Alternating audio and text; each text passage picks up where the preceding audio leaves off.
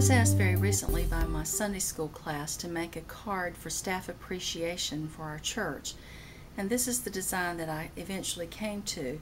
It took me a little bit of time because the only requirement my Sunday school class gave me was that it be big, and not being used to a large size card such as this one, I really didn't know at first what I was going to do, but I went to a Michael's store locally and I found some very lovely background paper as well as some die-cut paper.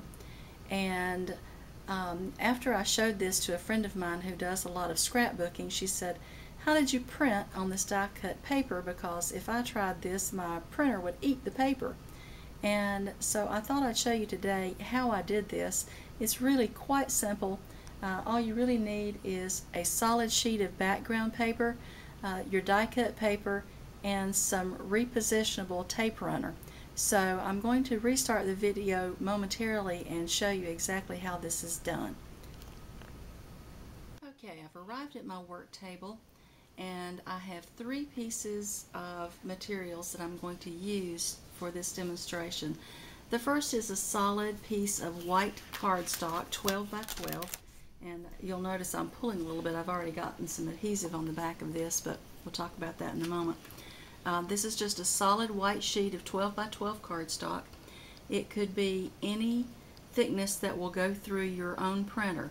I happen to have a wide carriage printer that will allow me to do 12 by 12 or 12 by whatever length, 12 inch width, and so it's perfect for me to use this as it will fit in my printer.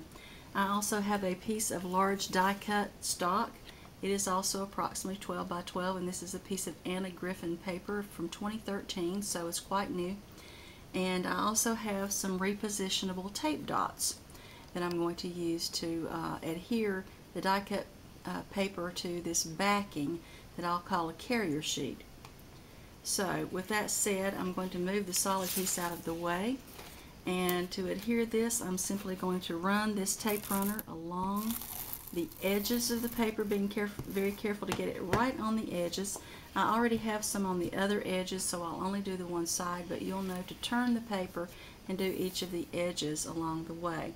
Once that's done, you're going to take your solid sheet again, and you're going to position this piece of paper, your die cut, on top of the solid sheet, being very careful to align the edges so that they don't spill over and off of the solid sheet. Then simply press it down, and there you have a nice carrier sheet for your die cut. Be careful about tape on the back of this sheet, as any stray tape could cause a problem as it gets caught in your printer. You'll want to make sure that your back side is very clean and ready to go through the printer.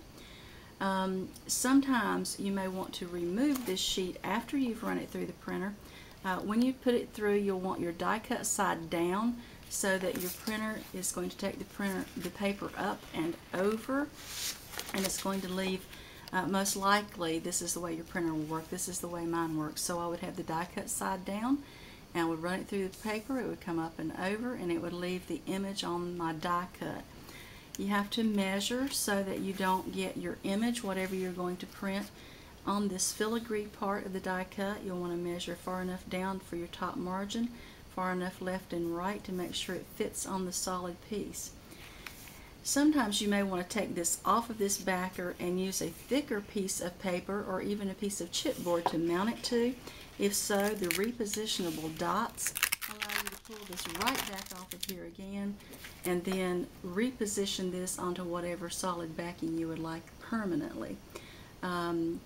Again, just remember to get the tape off of the places that you don't want it, or not to let this die cut get stuck to something else until you put it where you actually want it permanently. That's it. I hope you enjoyed the demonstration. Thanks for joining me.